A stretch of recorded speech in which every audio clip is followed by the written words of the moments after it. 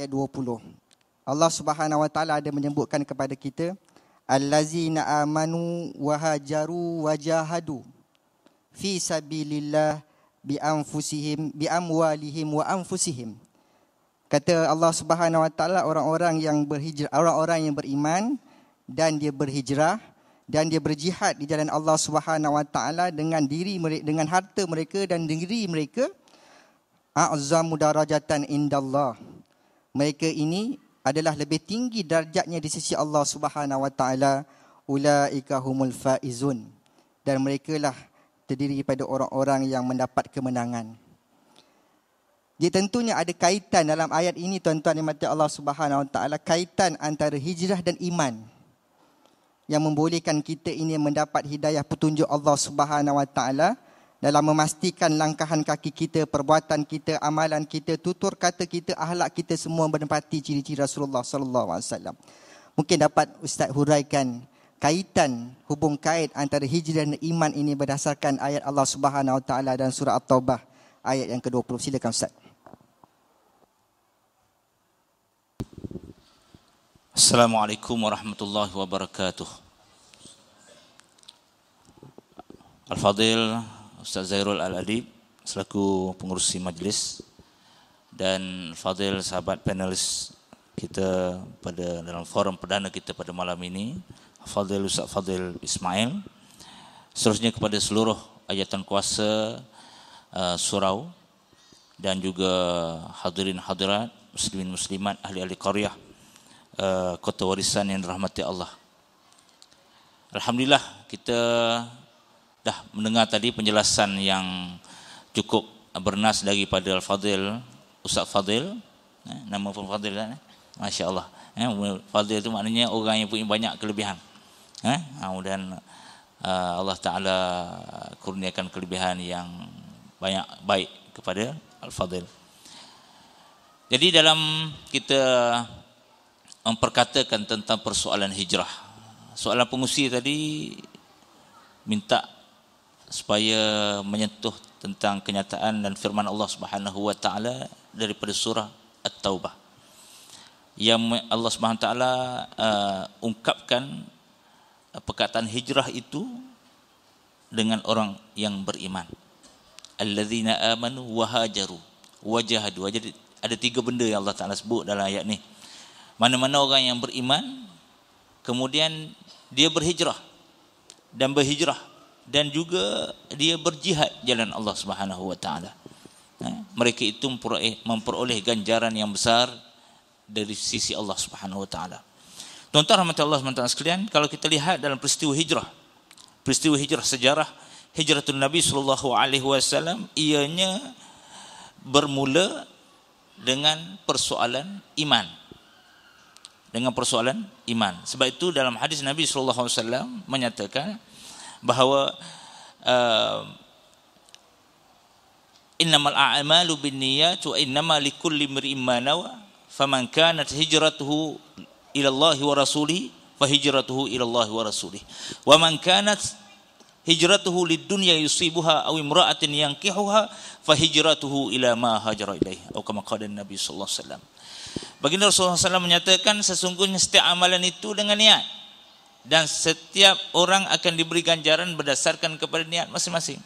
Sesiapa yang hijrahnya itu kerana Allah, itu maknanya orang yang hijrah itu dia ada iman dia, hijrah dia itu kerana Allah, matlamat dia Allah Subhanahu wa taala. Dan matlamat dia kerana mentaati mengikuti Rasulullah sallallahu alaihi wasallam, maka hijrahnya dia akan dapat matlamat yang diidam-idamkan. Maknanya dia akan dapat keredaan Allah Subhanahu wa taala. Bila dia buat satu benda itu kerana iman kepada Allah Subhanahu wa taala, maka mereka itu akan mendapat keredaan Allah Subhanahu wa taala. Dan sesiapa yang hijrahnya, yang Nabi SAW sebut ni hijrah khusus pada hijrah yang hijrah jasadiah, hijrah badaniah. Asal hadis ni hijrah jasad daripada Mekah ke Madinah. Nabi SAW sebut siapa-siapa yang hijrah dengan aku hari ini, hijrahnya kerana apa? Lid dunya yusibuha, kerana habuan duniawi. Ada sesuatu benda dunia yang dia nak. Kerana ada di antara umat Islam di kalangan pada waktu itu, dia berminat, dia bersemangat nak ikut Nabi hijrah kerana apa? Kerana bab niaga punya pasal, bisnes punya pasal. Sebab niaga dekat Madinah tu ada ruang dia lebih banyak dan lebih baik. Dia punya peluang perniagaan, peluang keuntungan tu lebih besar berbanding dengan berniaga di Mekah. Sebab masa tu orang Mekah, penduduk Mekah sudah mula dah boikot perniagaan-perniagaan yang dikendalikan oleh orang Islam. Orang Islam nak jual, dia tak nak beli. Orang Islam nak beli, dia tak nak jual. Ini yang berlaku pada zaman Mekah. Maka bila dapat peluang nak pergi Madinah tu, mereka berkobar-kobar semangat. Rupanya semangat berhijrah tu bukan kerana Allah, bukan kerana iman, tetapi kerana perniagaan. Demikian juga ada yang berhijrah, awi mura'atin, kerana nak jumpa kekasih dia dekat sana. Disebut riwayatnya Umrul Qais. Dia nak jumpa Ummul Qais di Madinah itu. Lalu oleh kerana selama ni berutus surat ya, bila dapat peluang berhijrah, dia kata ini can aku nak jumpa kekasih aku.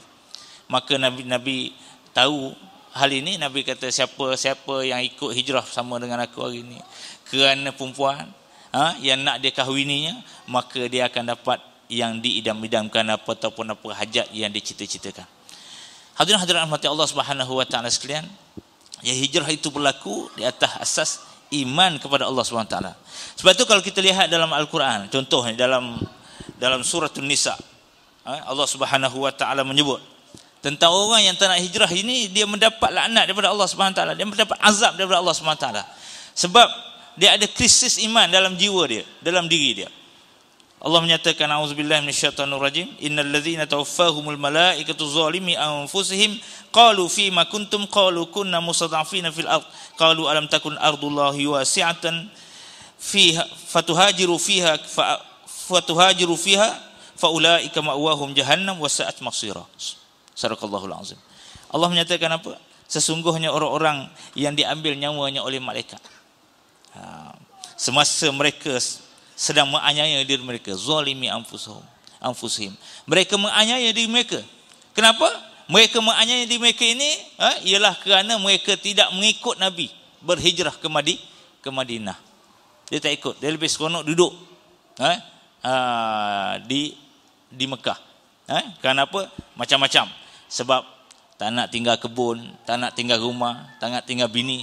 Sebab hijrah ni ada yang tinggal bini, ada tinggal anak, ada tinggal perniagaan, ada tinggal kebun, dan sebagainya, terpaksa berkorban. Jadi sebahagian daripada mereka tak nak korban. Mereka lebih rela mempertahankan hak mereka, apa yang mereka ada di sudut habuan duniawi, untuk mereka pertahankan lebih daripada nak mengikut Allah, nak mengikut Rasulnya sallallahu alaihi wasallam. Kemudian mereka rela untuk ditindas oleh kaum musyrikin. Maka besok di akhirat Allah gambarkan dalam Quran, puak-puak ni, golongan ni besok akan ditanya malaikat, kenapakah kamu, apa yang telah kamu lakukan mengenai agama kamu? Fima kuntum, apa yang dah kamu buat untuk agama kamu? Allah Ta'ala sebut dalam Quran. Besok dekat akhirat Allah akan hisap. Kamu buat untuk agama kamu ni apa? Kamu ada alert tak? Ada beri perhatian tak pada agama kamu? Ke kamu buat tak faham ke tentang agama ni? Tuan-tuan rahmati Allah Subhanahu wa taala sekalian, di mana hijrah ni juga dia punya falsafah dia jihad, perjuangan. Selain daripada iman, ialah perjuangan. Kalau kita lihat dalam hal perjuangan, dalam hal jihad di jalan Allah Subhanahu wa taala ini adalah syarat untuk melayakkan kita masuk dalam syurga Allah Subhanahu wa taala. Kalau orang hanya dia bercakap tentang persoalan amal ibadat semata-mata, tapi dia tidak bercakap tentang soal jihad, perjuangan Islam, dia tak fikir tentang soal agama dia, maka besok Allah Subhanahu wa taala akan tanya dia. Seperti mana orang-orang yang tak nak berjuang bersama dengan Rasulullah, berhijrah ke Madinah, dia akan ditanya oleh malaikat, mau buat apa tentang agamamu? Tuan-tuan rahmati Allah Subhanahu wa taala sekalian, kita melihat dalam banyak ayat Quran, Allah Subhanahu wa taala menyatakan di antara syarat untuk masuk syurga ialah jihad jalan Allah Subhanahu wa taala. Berjuang mempertahankan, mendaulatkan agama. Sebab itu dalam hijrah ini artinya ada perjuangan, ada pengorbanan untuk menegakkan agama. Selain daripada menandakan aras iman kita kepada Allah Subhanahu wa taala. Baik. Dalam ayat Al-Quran di antaranya Allah Subhanahu wa taala menyatakan, am hasibtum an tadkhulul jannah walamma ya'lamillahu alladhina jahadu minkum wa ya'lamas sabirin. Adakah kamu menyangka bahawa kamu mudah-mudah masuk dalam syurga sedangkan Allah belum tahu siapakah di kalangan kamu yang berjihad, berjuang di Allah Ta'ala. Maknanya nak masuk syurga syarat dia mesti jihad. Wa ya'lamas sabirin, dan Allah belum tahu siapakah di kalangan kamu yang bersabar menanggung penderitaan. Sebab itu Nabi SAW, orang yang telah hamba yang telah dijanjikan syurga oleh Allah Subhanahu Wa Taala, berhijrah daripada Mekah ke Madinah. Bukan dekat-dekat. Johor sampai sini pun belum sampai lagi jarak di antara Mekah Madinah. 600 km ataupun 500 km lebih, tuan-tuan. Perjalanan yang ditempuhi oleh Nabi SAW. Bukan naik kereta Mercedes, tekan minyak, buka aircon, dah. Rasulullah berhijrah dengan menaiki unta. Naik, turun, bukit, gunung. Bukan ambil jalan shortcut, dah. Nabi SAW ambil jalan belakang dulu. Sebab apa? Sebab strategi untuk nak apa? Nak menghalang orang musyrikin daripada mengetahui jejak Nabi sallallahu alaihi wasallam. Itu. Jadi Rasulullah ikut jalan belakang dulu, baru pusing balik, jumpa balik. Ini perjuangan yang telah ditempuhi oleh Nabi sallallahu alaihi wasallam. Kenapa Nabi sallallahu alaihi wasallam buat ini? Kerana iman kepada Allah Subhanahu wa taala. Itu asas dia. Sebab itu hijrah ini dikaitkan dengan iman. Orang yang bersedia hijrah bermakna orang tu dia ada iman dalam jiwa dia. Orang yang tak kuat nak hijrah bermakna dia iman dia lemah. Ataupun iman dia rosak. Ataupun iman dia tak ada. Dia sekadar Islam je. Cakap je Islam. Tapi iman dalam jiwa dia tak ada. Seperti mana orang-orang Arab Badui yang bertemu dengan Nabi SAW menyatakan, amanna. Baru masuk Islam, tiba-tiba dah kata aku beriman dah. Allah Ta'ala kata, Allah Ta'ala turunkan ayat Al-Quran. Kul lam tu'minu, katakan wahai Muhammad kepada golongan ini, kamu belum lagi beriman. Walakin kulu aslamna, akan tetapi katakanlah kami telah masuk Islam. Walakin walamma yadkhulul iman fi qulubikum, akan tapi iman belum lagi masuk ke dalam hati kamu. Kamu baru step pertama masuk Islam, iman belum lagi. Nak iman dia ada step lain pula. Maknanya kena belajar, kena hadir majlis kuliah, forum ke apa ke, tak? Majlis ilmu. Bila belajar baru tafaqquh, barulah dapat mendalam, dapat faham. Innamal ilmu bitta'allum wal fiqhu bittafaqquhi wa may yuridillahu bihi khairan yufaqihu fid din, atau kama qala Nabi sallallahu alaihi wasallam. Rasulullah sebut dalam hadis dan Nabi kata apa? Innamal ilmu bitta'allum, sesungguhnya belajar itu, ilmu itu dengan belajar. Wal fiqhu bittafaqquh, dan faham secara mendalam itu dengan tafaqquh, dengan mengkaji secara mendalam, bertanya, bersoal jawab, itu dapat tafaqquh. Kemudian apa? Wa may yuridillahu bihi khairan yufaqihu fid din, sesiapa yang Allah Taala nak kebaikan kepada dia, maka Allah akan beri dia akan kefahaman yang mendalam tentang soal agama. Jadi kena banyak bertanya. Ni kalau ada forum ni, ada ruang soal jawab, silakan. Kalau saya kuliah tak ada masalah, orang nak tanya time kuliah pun tak ada masalah, Ustaz.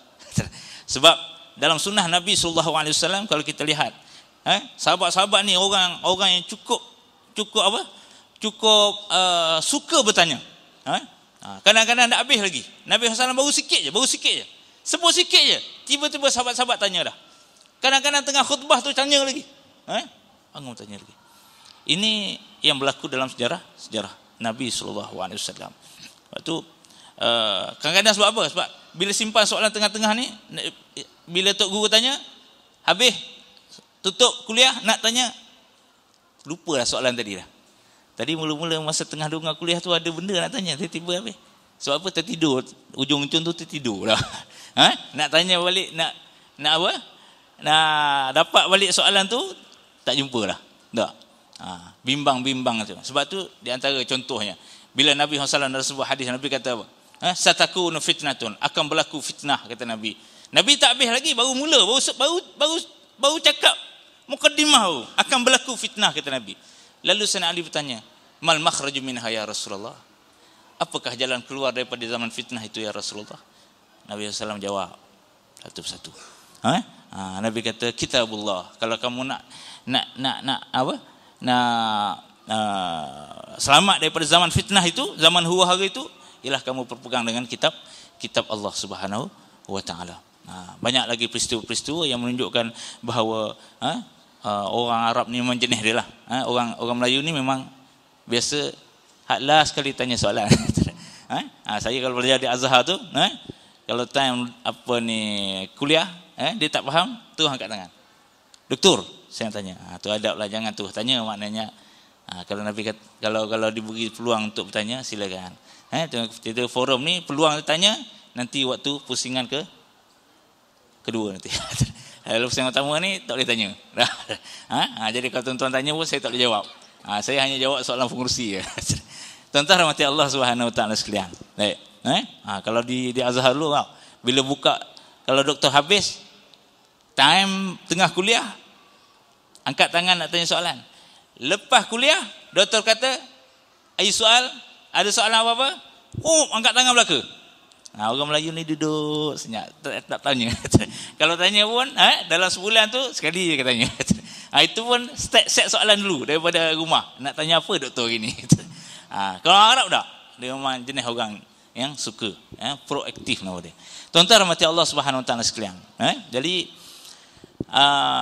dalam hal iman dan hijrah ini, maknanya orang yang berhijrah itu ialah orang yang ada iman dia dalam jiwa dia. Sebab tu dikaitkan hijrah dengan iman. Jadi dalam hari ini kita tidak lagi membicarakan soal hijrah jasadiah. Kita tidak lagi bicarakan tentang soal penghijrahan ataupun perpindahan badan, tubuh badan. Yang kita bicarakan hari ini ialah hijrah apa? Hijrah syakhsiyah, hijrah kepribadian kita, hijratul akhlak kita. Perpindahan dari sudut kepribadian kita, akhlak kita, roh kita. Daripada yang tak baik kepada yang baik. Daripada yang kotor kepada yang bersih. Ini selaras dengan apa yang disebut dalam beberapa hadis Nabi SAW. Bila Rasulullah SAW dapat saja menawan kota Mekah, Nabi kata, la hijrata ba'dal fath. Tidak ada lagi perpindahan selepas daripada pembukaan kota Mekah. Illa jihadun wa niyah. Yang ada lepas pada ni, kata Nabi, ialah jihad. Umat Islam tak boleh lagi pindah rendah, tak boleh dah. Umat Islam mesti berjihad mempertahankan negara dia. Sebab itu hari ini kita sedih melihat bangsa Islam, umat Islam menjadi pelarian. Dia tidak berjuang untuk melawan, ataupun takut untuk melawan, dengan merasakan diri dia lemah.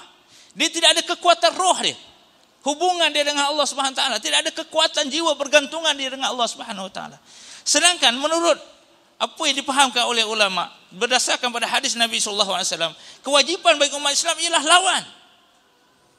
Lihat dalam peperangan Mu'tah, bila mana tentera Islam yang tak sampai 30,000 orang, bila dapat khabar tentera Rom dan sekutu-sekutunya berhimpun hampir 300,000, tentera Islam tak sampai 30,000, tiba-tiba berhadapan dengan Rom dan sekutunya hampir 300,000. Tiba-tiba sahabat-sahabat sudah berbincang masa tu. Apa kata kita hantar wakil bertemu dengan Nabi SAW, kemudian tanya pendapat Nabi. Kalau Nabi kata kita balik, kita baliklah. Kalau Nabi kata kita teruskan peperangan ni, kita teruslah. Tiba-tiba Sa'ad ibn Abi Waqqas bangun. Dia kata, sahabat-sahabatku, tuan-tuan, dia kata, adakah setelah kita menempuh perjalanan yang begitu jauh daripada Madinah nak ke sini, ke medan Mu'tah ni, tiba-tiba kita berfikir-fikir untuk kita patah balik dengan sebab kekurangan jumlah bilangan kita? Tuan-tuan, demi Allah, di hadapan kita, kata Sa'ad, ada dua janji kemenangan yang Allah janji kepada kita. Sama ada kita menang dalam peperangan ini, walaupun jumlah kita sikit, ataupun kita menang mendapat syurga Allah dengan kita mati syahid. Nak tak nak patah balik ke nak terus? Kalau kita patah balik, kita tak menang. Kalau kita terus, kita menang. Pasti menang. Sama ada menang dalam peperangan ataupun menang mati syahid. Kalau kita kalah pun, kita mati belaka, mati syahid. Nak mana? Sahabat-sahabat bila dengar saja ucapan Sa'ad ibn Abi Waqqas ini, mereka bertakbir Allahu Akbar, Allahu Akbar. Lalu mereka masuk dalam peperangan. Mereka menang, tuan-tuan. Begitu juga Tariq bin Ziyad, ini semangat pejuang-pejuang Islam. Bila sampai ke bumi Andalus, sampai berlabuh dengan kapal perang. Lalu apabila tentera Islam sudah turun, diarahkan supaya dibakar kapal-kapal. Kemudian Tariq bin Ziyad mengatakan, Ainal mafar? Di mana tempat untuk kamu lagi? Di hadapan kamu musuh, di belakang kamu lautan. Tuan-tuan rahmati Allah SWT sekalian. Semangat ini yang hilang daripada jiwa para sahabat, jiwa umat Islam hari ini. Sebab itu seperti hadis yang disebut oleh Al-Fadhil, Ustaz Fadhil tadi, umat Islam hari ini jadi ibarat buih. So, hubbud dunya wa karahiyatul maut, takut mati. Semangat jihad dah tak ada. Bercakap tentang persoalan ibadat saja. Perbanyakkan amal, perbanyakkan majlis ilmu, perbanyakkan apa lagi? Macam-macam banyaklah. Bab-bab dia ingat itu bab agama. Sebab mentaliti dia agama ni ialah ibadat, sembahyang, puasa, zakat. Itu sekadar itu. Dia lupa bab tanggungjawab dia terhadap agama. Nampak orang yang tinggalkan perjuangan tak agama, orang yang tidak ikut Nabi berhijrah, besok akan dipersoalkan oleh Allah. Kita bayangkan kiasannya apa yang akan berlaku pada orang umat Islam yang tidak fikir tentang soal agama dia. Dia tak kira apa yang terjadi tentang agama dia pada hari ini.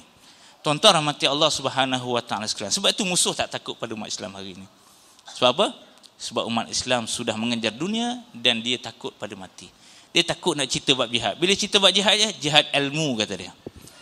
Jihad ekonomi, jihad pendidikan, hak tu jihad. Tapi jihad peperangan nanti dulu. Dia tak sesuai lagi kita nak sebut masa zaman ni. Umat Islam jadi takut dipaparkan.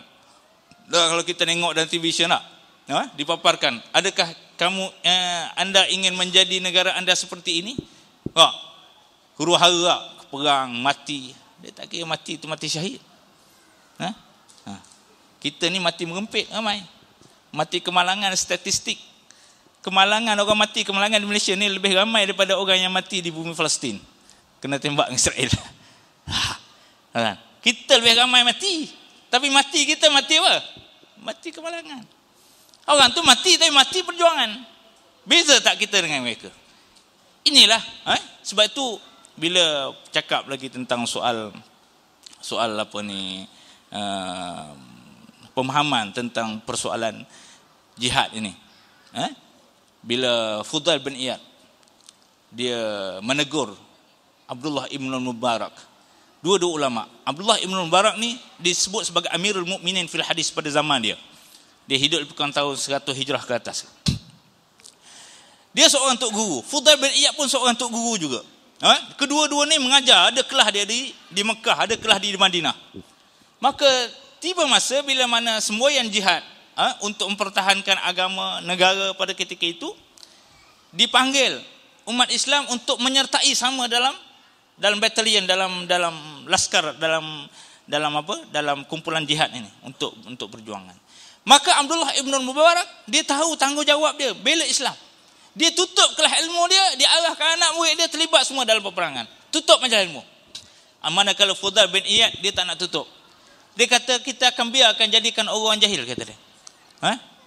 Maka dia tulis surat nasihat kepada Abdullah ibn Mubarak. Kenapa kamu tutup majlis ilmu kamu? Biarkanlah orang yang terlibat dalam peperangan itu kerja mereka. Kerja kita ialah menyebarkan ilmu kepada orang ramai. Kerja mempertahankan kerja jihad ni kerja orang lain. Bagi mereka. Abdullah ibn Mubarak dia membantah pemikiran yang begini. Dia menulis balas surat balik pada Fudail. Dia kata, ya abidal haramain, law absartana la'alimta annaka fil ibadati tal'ab. Man kana yakhdabu khaddahu bidumu'ihi fanuhuruna bidima'ina tatakhdabu. Aw man kana yut'ibu khaylahu fi batilin fa khuyuluna yawma sabahi tat'ibu. Dia kata, wahai abidul haramain, ahli ibadah kepada dua tanah haram, Mekah dan Madinah. Lau absartana, kalau kamu lihat kepada keadaan kami yang duduk dalam perjuangan hari ini untuk bela agama. Yang kamu ni sibuk dengan majlis ilmu, dengan ibadat qiyamul lail, menangis waktu malam. Nescaya kamu akan dapati ibadat kamu hanya main-main je. Rengan-rengan je, santai-santai. Tak sebanding dengan kami yang duduk dalam perjuangan Islam ni. Sebab apa? Cuba kamu bayangkan, dia kata. Man kana minkum yakhdabu khaddahu bidumu'ihi. Orang-orang di kalangan kamu hanya menitiskan air mata di pipi-pipinya. Tetapi fanuhuruna bidima'ina tatakhaddabu. Leher-leher kami dibasahi dengan darah. Apa nilai air mata dengan darah? Nilai perjuangan Nabi SAW. dengan air mata dan darah. Itu janji nak masuk syurga tu. Nabi confirm masuk syurga. Kena uji juga. Jihad juga. Tiba-tiba kita santai-santai je. Start kereta, pergi masjid, balik masjid, tidur, pergi pejabat, balik pejabat, pergi cek nafkah, habis itu ya. Agak-agak masuk syurga kita ni. Jauh lagi tuan-tuan. Sebab Allah tanya tadi dalam Quran. Adakah am hasibtum an tadkhulul jannah? Adakah kamu menyangka bahawa kamu masuk ke dalam syurga? Walamma ya'lamillahu alladhina jahadu minkum, sedangkan Allah belum tahu siapa di kalangan kamu yang benar-benar berjihad, berjuang di Allah Taala. Artinya kita ada dalam hidup kita, kita kena ada bagi masa untuk Islam. Kena fikir untuk agama kita. Maka bila Abdullah Mubarak tulis macam ni, dia kata cuba kamu nilai air mata dengan darah. Keluar darah dengan air mata sekali keluar tuan-tuan. Au man kana yut'ibu khailuhu fi batilin, ataupun kamu lihat orang-orang di kalangan kamu yang hanya menyia-nyiakan kenderaan-kenderaan dengan bersantai-santai. Pergi kuliah, pergi majlis ilmu, sempat lagi ngetih kat warung. Tak. Sempat lagi singgah car wash, basuh kereta, gosok kereta. Sempat lagi pergi ronda-ronda shopping. Sempat lagi. Tapi kami fa khuyuluna yaumas sabahi tat'ibu. Kuda-kuda kami, kenderaan-kenderaan kami di pagi hari lagi sudah keletihan berjuang di Allah Ta'ala. Start kereta kan apa? Meeting, mesyuarat nak pergi apa? Tentang agama. Apa nak jadi tentang agama aku hari ini? Macam mana kita nak bela agama kita? Macam mana nak pertahankan hukum hudud? Contoh. Tak? Macam mana nak mempertahankan tentang ekonomi Islam? Macam mana? Ini jihad kita dalam perjuangan untuk hari, sebab hari ini agama telah dirosakkan hari ini. Agama telah dirosakkan. Pemikiran sekular, pemisahan di antara agama dengan dunia. Ma li kaisar wa ma lid dini lillah. Apa yang ada pemerintahan itu biarkan pada pemerintah yang jaga. Yang agama ni itu hak Allah Taala, hak ni ulama-ulama jaga. Ya. Akhirnya hak bab pemerintahan politik bagi orang yang bukan ulama. Yang bab agama, masjid, hak jaga masjid, jaga di tabung haji, tu orang agama. Ustaz-ustaz jaga sini je. Ulama dia tak boleh jadi pemimpin. Ada contoh. Jadi ulama ni hanya berkisar dekat agama je. Yang ada majlis agama, jabatan agama ke. Tak? Apa lagi? Itu saja. Ini pemikiran sekular yang telah diterapkan, dirosakkan oleh musuh-musuh kita. Maka tuan-tuan rahmati Allah Subhanahu wa taala sekalian, Abdullah Ibn Mubarak dia tegur balik Fudail bin Iyad. Cuba kamu fikir, dia kata. Kemudian panjang lagi lah. Dia kata, kamu bersedap-sedap dengan wangi-wangian di kalangan kamu. Ya, nak pergi majlis ilmu sempat lagi pakai minyak wangi. Tetapi wangian-wangian kami hanyalah debu-debu yang berterbangan melekat pada batang tubuh kami. Busuk kan tak? Tak sempat pakai minyak wangi dah, perang. Kamu ni sempat lagi santai-santai minyak wangi tebal. Cuba kamu fikir. Fudail bin Iyad bila dia baca surat ni dia menangis. Orang yang bawa surat tu nama Muhammad. Ya Muhammad, atuhibbu ilmal hadis? Wahai Muhammad, sukakah kamu tentang ilmu hadis? Kalau kamu suka, dia kata, aku nak beritahu kepada kamu satu hadis Nabi SAW yang aku dengar sendiri daripada tok guru aku, kata dia. Yang aku belajar sendiri daripada tok guru aku. Dia tak sebut nama tok guru dia. Dia kata dalam banyak aku belajar, di antara hadis yang aku dengar ialah satu hari Nabi SAW bertanya kepada sahabat-sahabat, siapa di kalangan kamu yang mampu bersolat, bersembahyang tanpa berehat? Siapa? Lalu sahabat-sahabat mengatakan, la nastati' ya Rasulullah, kami tak mampu ya Rasulullah. Lalu ditanya lagi, siapa di kalangan kamu yang mampu berpuasa tanpa berbuka? Kata Nabi. Lalu sahabat-sahabat menjawab, la nastati' ya Rasulullah. Lalu dijawab oleh Nabi, demikianlah bandingannya jihad di jalan Allah Subhanahu wa taala. Seumpama orang yang bersembahyang tanpa berehat dan seumpama orang yang berpuasa tanpa berbuka. Pernah ditanya oleh seorang lelaki, ayu amalin ta'dilu bil jihad ya Rasulullah? Wahai Rasulullah, apakah amalan yang standing dengan jihad? Kalau aku tak keluar untuk berjuang di jalan Allah Taala, apa yang aku boleh buat? Amal ibadat apa yang boleh ganti? Baca Quran, sembahyang, puasa. Cuba kita pada aku. Kalau aku tak nak pergi jihad, aku boleh tak ganti dengan amalan lain ya Rasulullah? Tak. Tuan-tuan rahmati Allah SWT sekalian, Nabi kata la tastati', kata Nabi. kamu tak mampu. Hadis ni hadis sahih diulas oleh Dr. Syed Muhammad Noh di dalam kitabnya Taujihatun Nabawiyah ala Tariq. Dia masih hidup lagi, di bumi Jordan. Ahli gerakan Ikhwan Muslimin. Dia bahas hadis ni. Dia kata, bila hadis ni lelaki itu tanya pada Nabi, ada tak amalan? Dia kata, Nabi kata tak ada. Bukan tak ada, kamu tak mampu kata ni. Maknanya ada, tapi kamu tak mampu buat. Dia tak puas hati, dia minta lagi, akhbirni ya Rasulullah, beritahu saja kepada aku ya Rasulullah, aku nak tahu juga. Apakah amalan? Mungkin orang lain tak mampu, tapi aku mampu. Seolahnya begitu. Tak. Maka lalu kata Nabi, la tastati', kamu tak mampu kata Nabi. Dia minta lagi, akhbirni ya Rasulullah. Kali ketiga dia minta lagi. Ini sahabat-sahabat nampak. Dia sungguh-sungguh nak.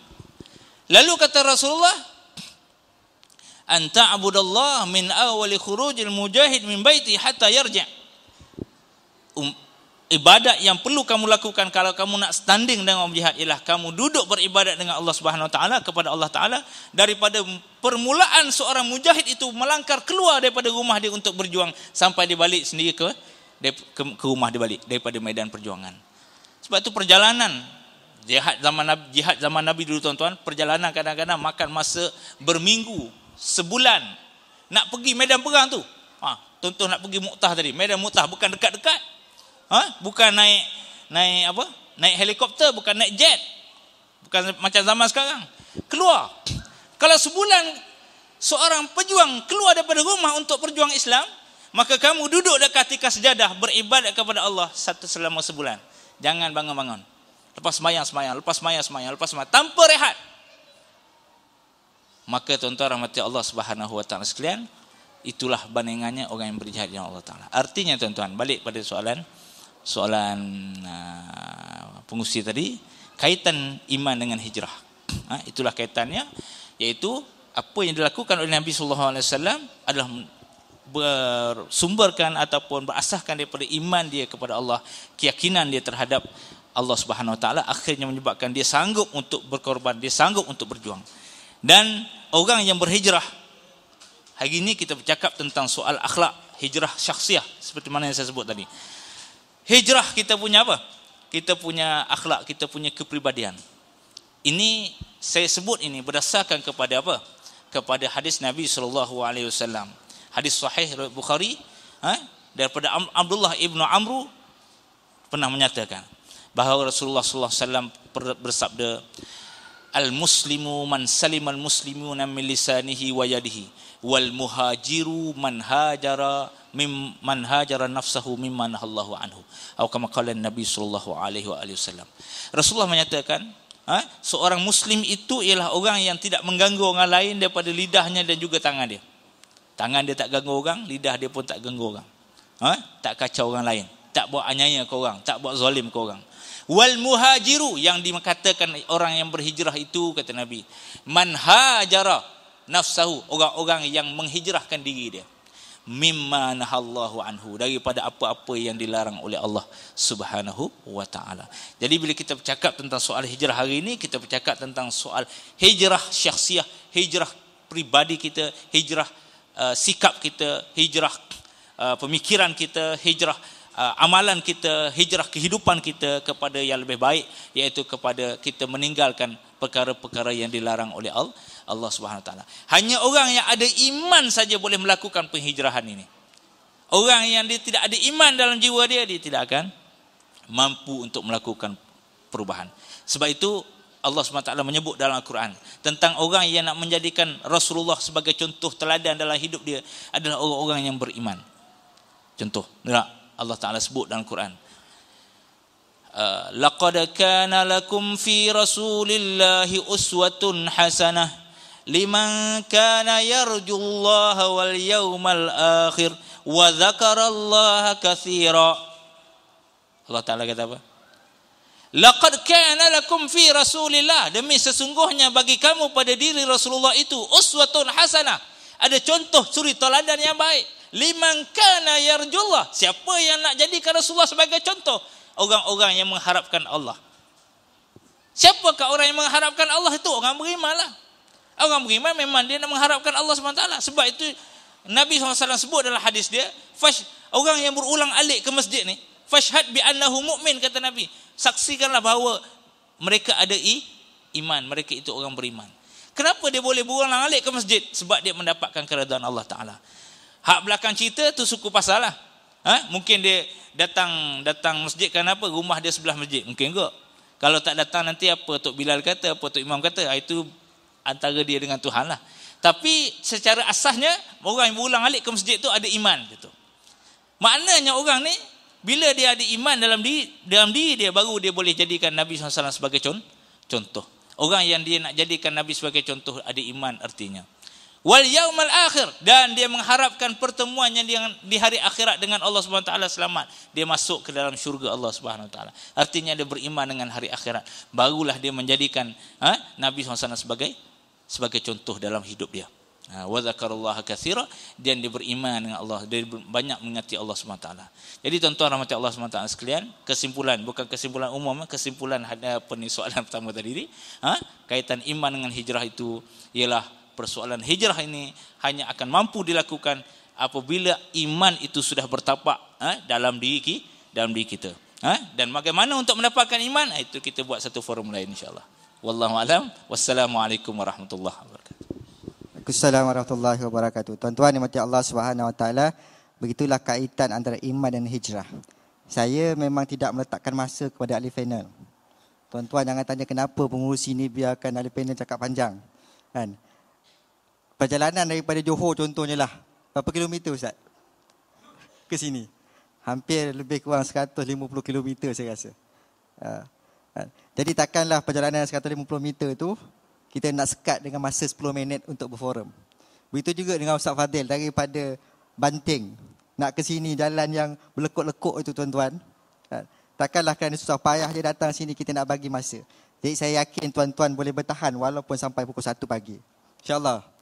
Boleh? Tuan-tuan tunggulah. Saya dengan Alifina nak balik.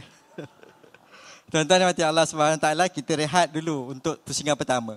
Itu baru pusingan pertama. Kita ada lagi pusingan yang ketiga. Pusingan kedua ini saya bagi peluang pada tuan-tuan untuk bertanya.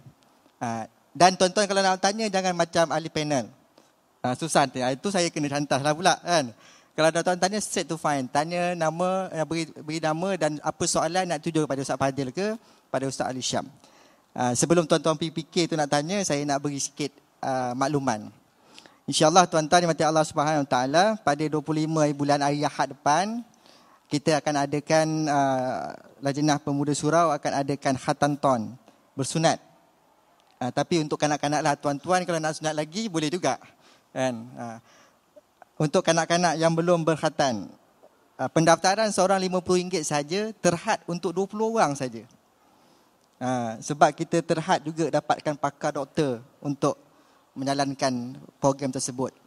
Jadi sesiapa yang tuan-tuan ada anak-anak, ada cucu-cucu yang boleh dikhatankan, sila ambil peluang secepat mungkin sebelum lebih daripada 21 orang. Itu maklumatlah iklan kepada tuan-tuan sekalian tentang program kita yang terdekat ni, iaitu pada 25 hari bulan.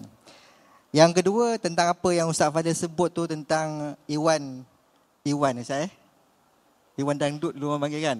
Sekarang dah tak dangdut dah, beriman dah. Kita sedang usaha dapatkan dia akhir Disember ini insya-Allah.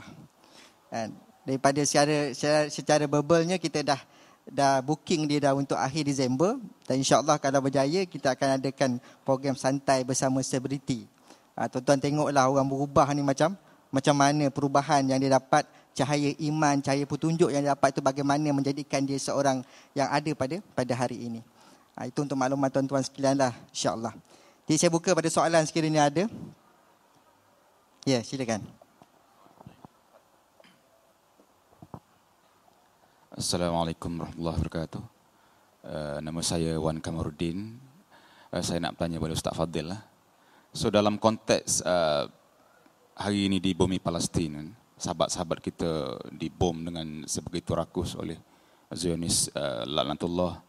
Jadi agaknya apakah proses hijrah yang boleh dilakukan oleh sahabat-sahabat kita di sana, dan juga bagaimana bantuan daripada kita di bumi Malaysia ini dalam konteks hijrah ini untuk sama-sama kita membantu sahabat-sahabat kita di sana, insya-Allah.